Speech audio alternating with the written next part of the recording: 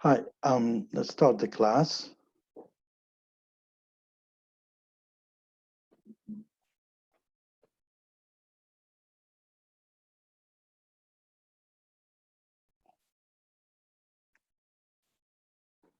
Okay, we'll talk about chapter 9. It's about the organizational plan, how you need to set up your business. You have to plan it ahead of how to set up your business. So basically, we are in this subject. What we will do is, first of all, we need to developing the management team. And potentially investors, usually, as you saw probably in the video, potential investors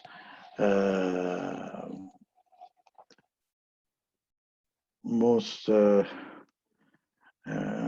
interested in the management team, its ability to do their, apologize just a second.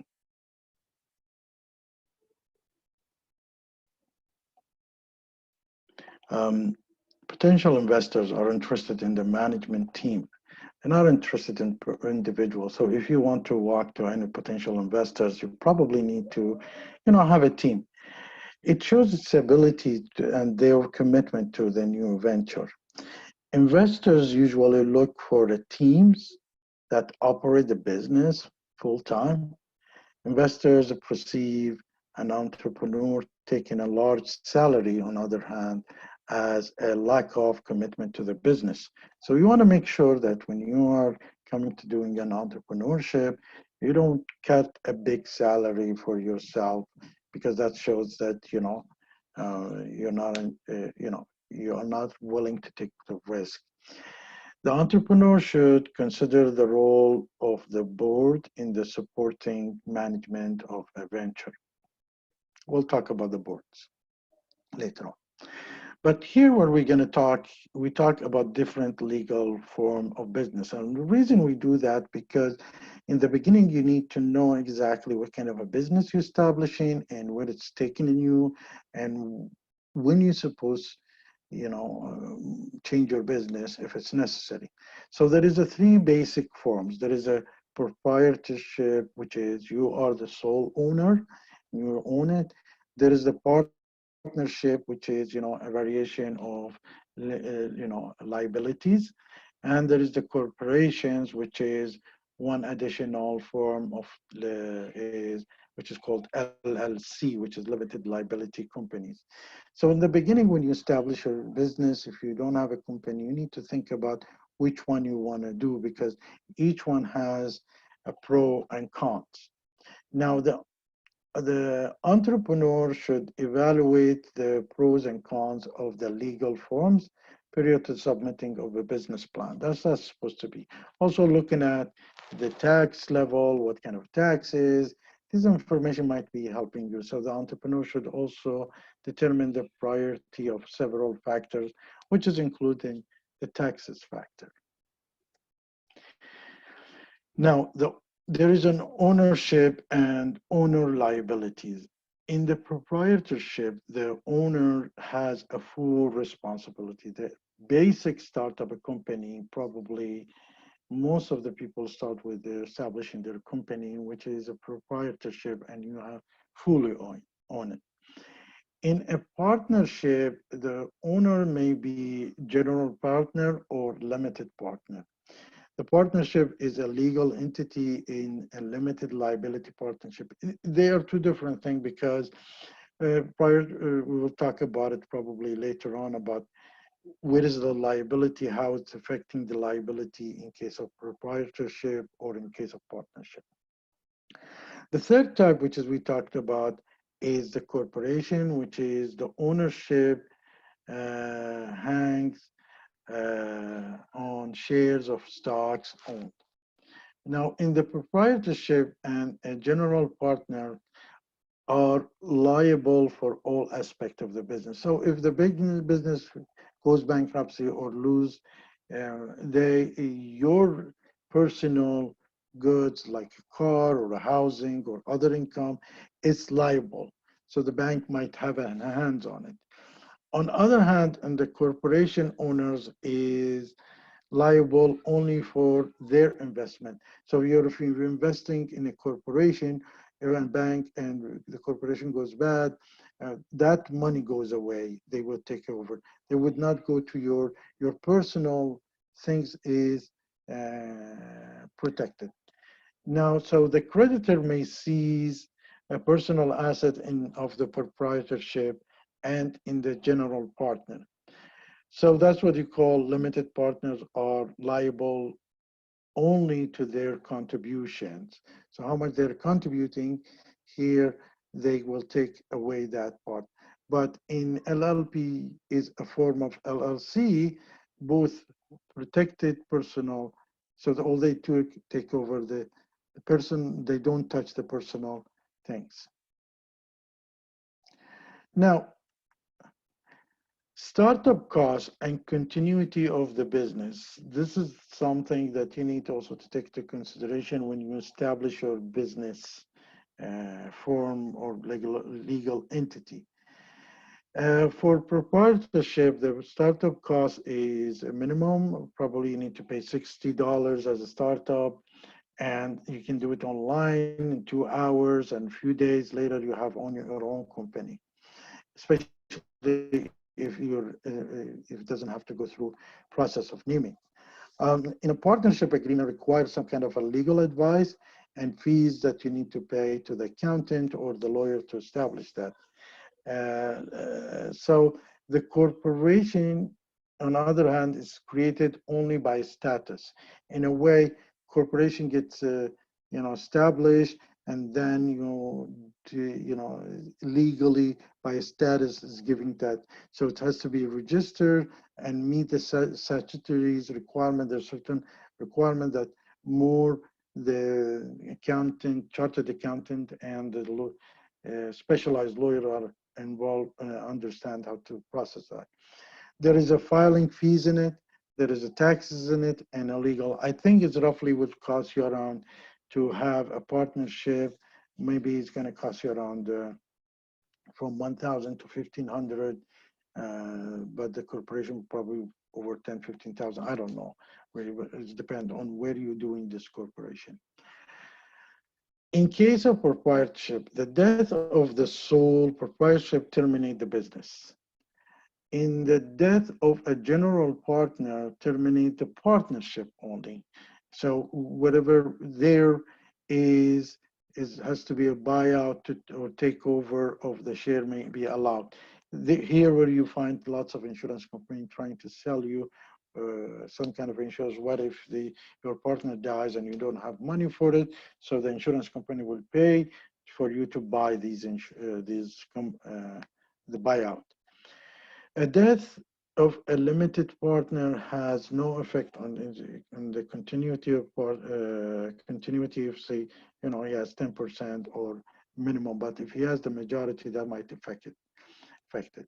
The corporation has the most continuity because corporation is a standalone and doesn't have an owner. The owners are the ones who own the shares, and the corporation usually stands alone.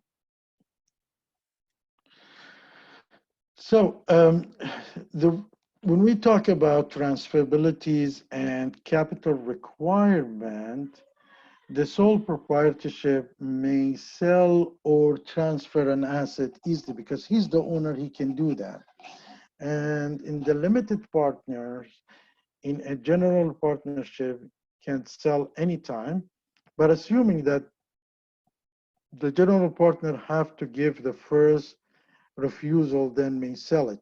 So the other partner says, if I'm a partner with somebody, the first option is I have to sell my part of it, my share, to my partner. And if he refused, then I can sell it somewhere else. In the shareholder or in the corporation may sell anytime because you own shares, you don't own the company, so you can sell the shares anytime or buy the shares. Shareholders agreement may limit some sales, but that's according to the agreement. the corporation only allowed to transfer to an individual. So shares in Canada, you cannot sell to corporation. I believe you can sell it to individual. Anyway, proprietorship must take out a loan or add a personal capital. So if you are owner of the company, there is two ways of doing it. It's to do a business, to get a loan from a bank by presenting your business plan to them, or add a capital from personal, for example, selling your house or selling your car, or getting borrow from the family. So borrowing may require an issuance of equities. So you need to put your equities online to get the loan. Partnership agreement change. If the partnership get a loan, if the partnership added fund, it is two different things. So if the partnership say add fund, he will have a more percentage in that company. But if the partnership get a loan from outside, then the whole partnership will be owning money to the outside. So they will keep the same share. But if one of the partner puts his funds more on it, so he probably will have more share in this case. In the new capital for a corporation, money can be raised by selling stocks and bonds, or borrowing money from in the name of the corporations. So the management control and the distribution profit, how these things divided different in the three different forms of business.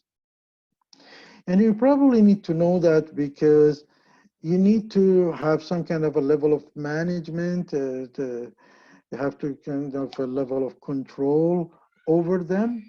So you need to, in the beginning, define what kind of a business you need to go for. But in the sole proprietorship, has the most control over the decision because he's the only person.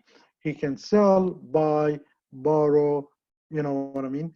But in the partnership, the majority is rules. So if you need to partner somebody because he's putting fund and you're doing the business and you want to have the control, you probably can ask for 51% and you give them 49%. So you have the majority shares there.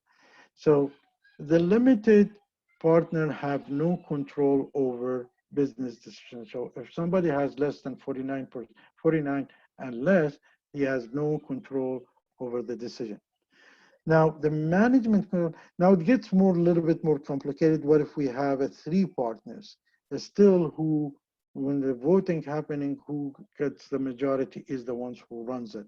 So if there is one has 50, then other 25 and 25, 50 and 25, 75, both say yes, and then 25 said no. So because of 75, they run this. So according to the majorities.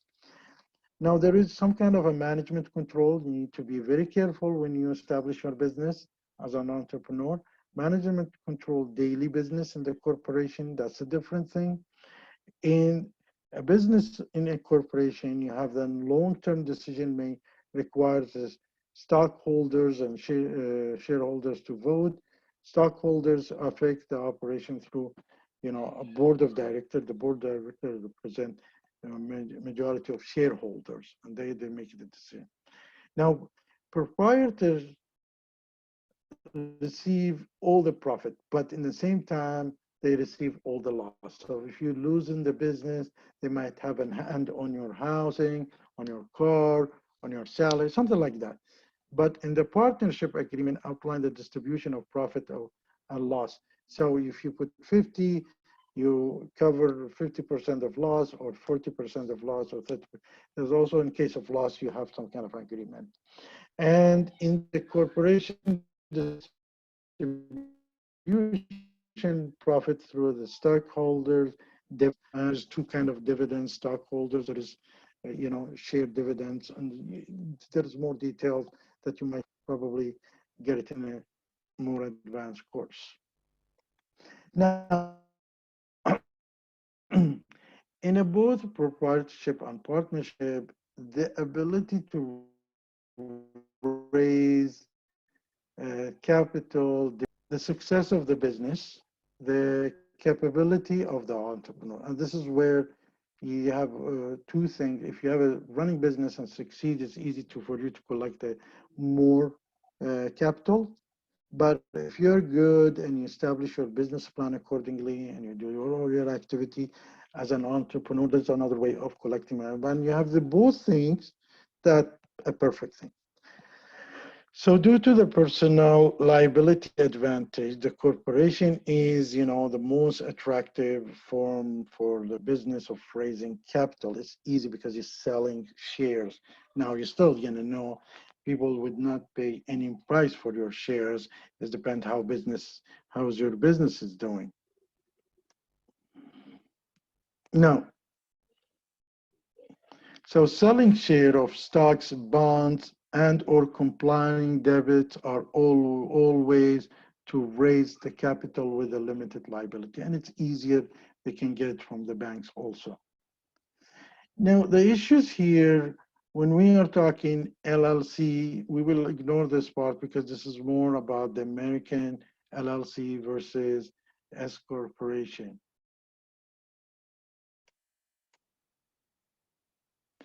In the limited liability company, the characteristics is kind of the partnership corporation is hybrid. It's like they're not active. The corporation have a shareholders, and the partnership have partners. The LLC has members.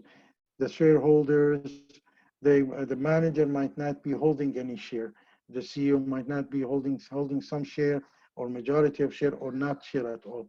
So no share are issues. Each member owns an interest in the business. Liability does not extend beyond your share in that company, your capital contribution. Members may transfer their interest only with the anonymous written consent. In the contract, usually they tell you whether you can transfer your share. The standard terms of LLC is 30 years usually, the life longer, and then after 30 years, they have to renew it. But the dissolution is likely when one member dies, the business goes bankrupt, or all members choose to dissolve the business. Laws governing of LLC usually is different from states to states, but it's very similar in Canada, but there is very limited difference between them from a provincial to another provincial. Now, when you come and design the organization, the design of the organization will be simple as entrepreneur may perform all the function because you will be one person or two people, you will do everything, but then you have to separate these things. You want to make sure you cover some functionalities, somebody else, your partner comes in, some functionality. Like for example, you can take care of the sales and marketing, he can take care of operation, something like that. So you need to divide these functions later on. A common problem we see and in a significant reason for failure when the entrepreneur is unwilling to give up responsibility or include others. So we had a class, it's called Mini MBA. The first question was asking us how many people, it was in UK, we did that. How many, he said, well, all of you guys, managers, how many of you guys think that their business would not be running if it's not there? Majority raised their hand. So he said, what about the people on the cemetery? There were some of them are managers who died, but their business is running. So you need to, try to give up some responsibilities and include others with it. If so, the entrepreneur may, if it doesn't, the entrepreneur may have difficulty transition from a startup to a growing business that maintain a success over time. When you're an entrepreneur and you start up a business, You need more entrepreneurship. But as the business is growing, you need to adjust and have more people who can do the bureaucratic things, comes and take over. Then you need people who can make the business grows. It's the culture change. Is like a human being when he's a child is different than when he's an adult, when it's growing old. These are things is also with the business like this. As the work increases, the organization structures definitely will expand. You need to spend good time on effective interviewing, and hiring must be in place. All design and decision involve personal reflect the formal structures. An organization also has informal structure. There is a formal structure. You need somebody to be an accountant, somebody is operations, somebody is sales, somebody is marketing. But there is an informal structure also. The organization culture, which is evolved over time and need to address the entrepreneur thing. Things is, how the culture is getting developed. You need as an entrepreneur to monitor it. The organization must identify the major activity required to operate effectively. So that's not an issue that you need to look at it, how to build your, also the culture part. So the members' expectations in design. When you bring people in a team, you either have some expectation, you need to go to look at them and see whether you are covering them, because if they're not meeting their expectation, they might leave you and they become your competition, by the way. Sorry. The design of the organization is a formal and explicit indication of what is expected from each member. So there is two ways. What I'm expecting from the organization and what the organization expects of me. And there is a 5 areas that you need to look at it. First, you need to look at the organizational structure. How the organizational chart, and you can download lots of chart, who is supposed to report to what, at what level, what if, in case of emergency, who is in charge, something like that. Then you need to do some planning, measurement, evaluation schemes, the goal and the objective of the venture. There should be in consideration, a good consideration of reward, if there is a bonus, there is a promotion and a praise. Selection criteria, you have to spend so much time on a guideline for hiring these people. So not only is you hiring the qualified people, there is a heart behind these qualified people. Somebody is having that heart or not. You need to look deeper to hire people who can be your soulmate in this world, willing to take things. But if he was willing to take things further, he also looking at the bonus, rewards, and promotions. So we need to look at that also. Training. Whether you're going to do training on the job or off the job, formal education or learning skills. So you need to bring in people, how are you going to train them? How you get them ready to do the work with you? The organization design, maybe you can start it very simple and move it to complex. You don't have to make it very complex in the beginning. Now, once the things is growing, there is a changing roles in the evolving organization. Now, as the organization evolves and grows and develop, the entrepreneur decision roles becomes more critical for an effective organization.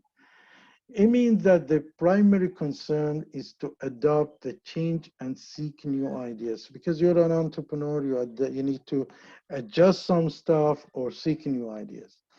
When a new idea is found, the entrepreneur must initiate the development or delegate the responsibility. Somebody, you or somebody as a business development manager, will be in charge of these stuff.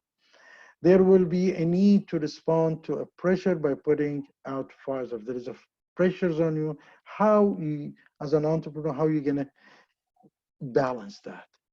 The entrepreneur will become an allocators of resources. After a while, when the company start growing, you allocate resources. You're delegating budget. You're delegating things and responsibilities. You become like the coach who's running the whole show without him running the show. It's managing the whole show. The entrepreneur become a negotiator as the only person with the appropriate authority. So you will be in the position of negotiators also. Once your business start running as an entrepreneur, you will have lots of fun.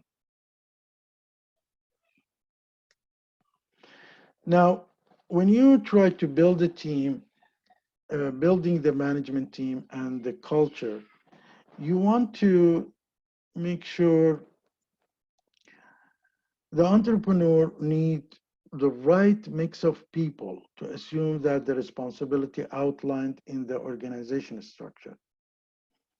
We said that you need to divide the task and see who can fit best on it. Now, the team must be able to accomplish three main function. Execute the business plan, which is be able to deliver your business plan or help you to deliver this. Identify the fundamental change in the business as they occur. So once things is happening, you need to have 360-degree look to see if there is changes happening. So how you're gonna adjust to it. So you need to identify it and then adjust the plan based on change that will maintain the profitability. So first, the entrepreneur must define the skills and the ability needed to meet the goal of the business plan. As we said, when you build your business plan, sometimes you might need an accountant to help you, a chartered accountant and a lawyer. You need to see the gaps, somebody or marketing help you. There is a gap when you're building the business plan. Here's when you're implementing the business plan, there is a gap. So you need to consider the personality and the characteristic of each individual that you're hiring.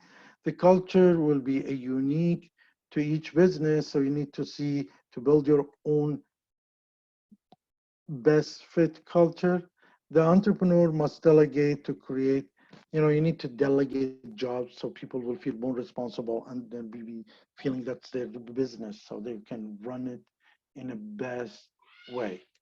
Now, there comes the time to recruit an effective team, and this is probably the next step after you get your loan from the bank or whatever, and you need people to work with you. Before that, you might have one person who probably will be partnered with you on this entrepreneur 1 or 4 or 5. The bigger the team, the better. A desired culture must match the business strategy. So you should have a culture that build your idea, write down your idea and says, we want to be number 1. We want to be best service provider. You put a goal and then you build your culture according to that goal, and it all should match your business strategy. The workplace must motivate and reward good work. There must be flexible to try different things and spend extra time, especially on hiring process, because I said people are more than their skills, characteristics, their heart is more important. Understanding the significance of a leadership in the organization. Leadership should establish core values and provide tools so employees can effectively complete their jobs as a reward. So you need to provide all the tools so they can really effectively complete their job. Finding an effective team and creating a positive culture is as critical as having an innovative, marketable product. And this is where most of company fails in that they're not creating a positive culture. Now,